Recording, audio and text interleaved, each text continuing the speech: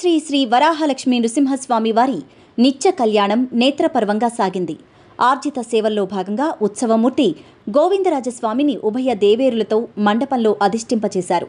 పాల్గొన్న భక్తుల గోత్రనామాలతో సంకల్పం చెప్పి పాంచరాత్రాగమ శాస్త్రం విధానంలో విశ్వక్సేనారాధన, పుణ్యాహ వాచనాలతో కార్యక్రమానికి శ్రీకారం చుట్టారు.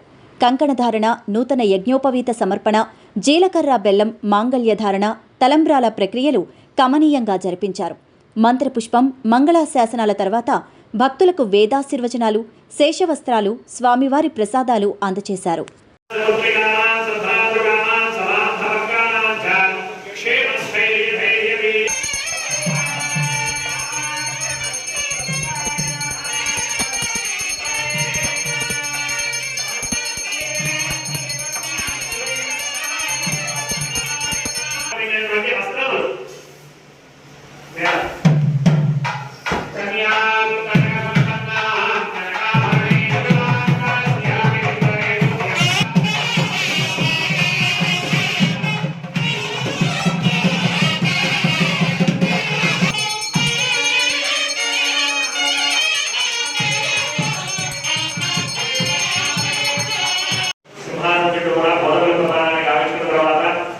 రక్షాసూత్ర దేవతలకి షోడశోపచార విధానంగా రక్షాసూత్ర దేవతలకి అర్చించుకుని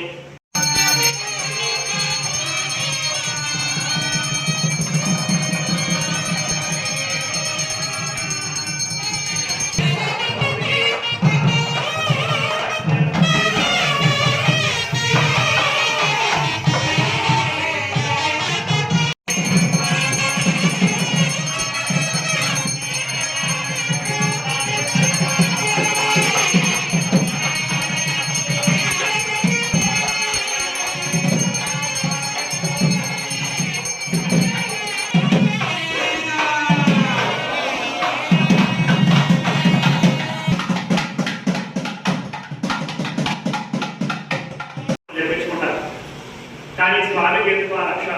ఆయనకు ఎటువంటి అశోచములు ఏవి ఉండవు కదా అంటే, రామాయణంలో విభీషణ శరణాగతి సమయంలో శ్రీరామచంద్రమూర్తి ఒక చక్కని మాటను మనకు అందిస్తారు. ఆ చక్కని మాటను అనుగ్రహిస్తారు.